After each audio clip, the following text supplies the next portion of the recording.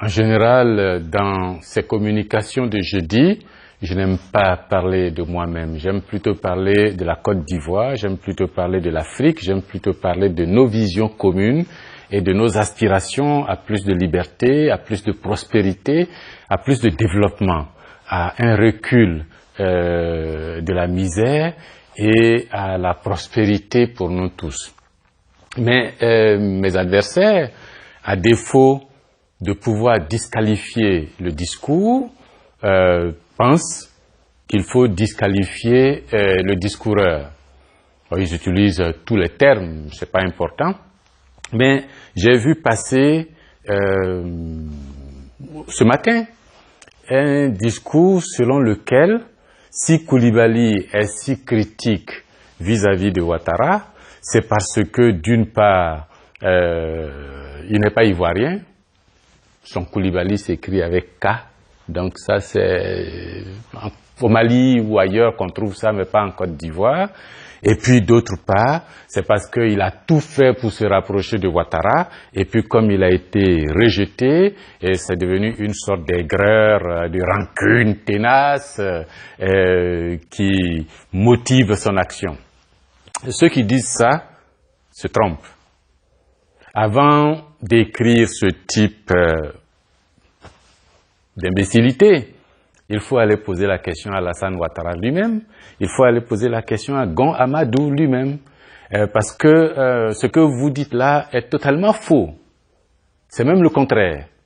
Quand Ouattara a mis le pied dans ce pays, j'ai été le premier, avec son programme de gouvernement sous Houphouët-Boigny, à lui dire « Monsieur Ouattara, vous êtes en train de conduire la Côte d'Ivoire sur une pente dangereuse. » Houphouët, avec son ministre Koumoué Kofi, voulait réduire les salaires pour pouvoir équilibrer son budget et payer la dette. Ouattara arrive, il lui dit « Ne réduisez pas les salaires, on va augmenter les taxes et les impôts pour arriver au même résultat. » Ce que je disais à Ouattara, mais c'est que c'est totalement faux. Augmenter les taxes et réduire les salaires vont, dans votre esprit, mécaniquement avoir les mêmes effets probablement, mais économiquement, ce ne sera pas pareil. Et c'est en ce moment-là qu'il a fait les avances sur impôts, qu'il a fait l'ASDI, qu'il a fait la carte de séjour parce qu'il cherchait des milliards. Et le résultat, c'est que bon, ça tournait à l'ivoirité, à la xénophobie, à une rébellion et puis tout le reste. Et lui s'en est sorti tranquillement pour devenir président de la République. Deuxième élément, j'ai écrit un papier pour critiquer son programme de politique économique que j'ai envoyé à l'époque à Fraternité Matin, où il y avait Sis Savané, Kébé Yacouba, Yen Solo, mais ils sont tous vivants, allez leur poser la question. Monsieur Ouattara a censuré le texte. Et eux, à Fraternité Matin, ont refusé de me rendre mon texte. Je l'ai fait publier dans la RIDEC, la Revue ivoirienne de droit économique et comptable. Il a envoyé des huissiers pour aller chercher à faire payer les retards d'imprimerie que ce cabinet de juristes devait. Cher monsieur, vous ne connaissez pas l'histoire, hein? Vous ne connaissez pas l'histoire. C'est la première fois que j'appelais ce monsieur-là ici Ado, dans le Prado programme, le PADO, programme d'Alassane Dramane Ouattara. Et dans tout le texte, c'était Pado, ses supporters, plus tard, c'est devenu Ado.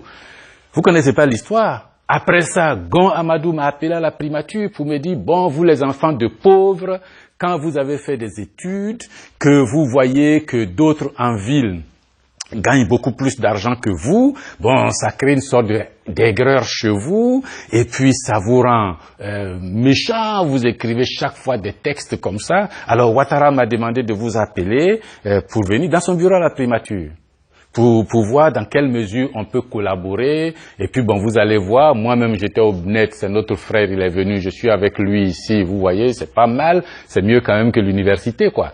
Et puis, je lui ai dit, monsieur Gon, et si vous pensez que c'est parce que je suis un enfant de pauvre que vous pouvez m'appeler dans votre bureau pour dire arrêtez vos critiques de politique économique et puis venez, on va manger, mais vous vous trompez complètement. Vous mettez le doigt dans l'œil jusqu'à la nuque. Allez à Zaguié, vous trouverez mes parents. C'est vrai que je suis d'une famille modeste. Mais jamais je ne vais envier des gouvernants qui volent, qui pillent, qui tripatouillent dans les textes. Et de surcroît, M. Ouattara est docteur en économie, certes, mais je ne suis pas sûr que lui et moi, nous ayons lu les mêmes livres d'économie. Nulle part je n'ai vu dans mes livres d'économie, dans ma bibliothèque, que la prison, que le lacrymogène, que la matraque étaient des instruments de politique économique. Lui, c'est ce qu'il a fait. Le 18 février était passé par là, il avait jeté pas mal d'enseignants de l'université, pas mal d'amis à moi en prison, déstabilisé complètement la Côte d'Ivoire. Et vous venez raconter que moi j'ai fait la cour à Ouattara pour pouvoir travailler avec lui. Et puis, la Banque mondiale, M. Calderisi était à Abidjan, il m'a réveillé pour que j'envoie un dossier pour être recruté à la Banque mondiale. Je suis allé déposer mon dossier. M. Ouattara, quand il est venu aux funérailles de la femme de feu Philippe Yassé, ils ont mis le pied là-dessus. Jamais, monsieur, il n'ira pas là-bas, il n'a qu'à rester à l'université ici. Mais moi, je suis fier d'être universitaire. Je ne suis pas riche, mais je n'envie pas ceux qui sont riches que par le pillage de l'État. Jamais. Alors, quand vous écrivez des choses comme ça, il faut réfléchir. Hein? Jamais, jamais, jamais. C'est vrai qu'il m'a appelé, mais j'ai dit non. Et puis quand vous allez dire qu'il est étranger, il est malien, et puis il met sa bouche dans les affaires de ce pays, moi j'aurais été malien que j'en aurais été fier. J'aurais été sénégalais que j'en aurais été fier. Burkinabé, j'en aurais été fier. Kenyan, soudanais, éthiopien, sud-africain, j'en aurais été fier. Parce que mon rêve, c'est que nous puissions faire sauter toutes ces frontières héritées de la période coloniale pour retrouver une Afrique intégrée, une Afrique d'hommes libres, une Afrique de libre circulation. L'intégration, oui, mais pas l'intégration des États. Aujourd'hui, c'est l'intégration des États que nous faisons. Tapis rouge pour les chefs d'État. Moi, je rêve d'une intégration où c'est le tapis vert pour les populations. Circuler, vendre, produire, s'installer sur une Afrique devenue libre et prospère. Parce que je suis convaincu que cette liberté économique fera le bonheur des Africains. Alors, s'il vous plaît, trouvez des choses autres. Dites n'importe quoi.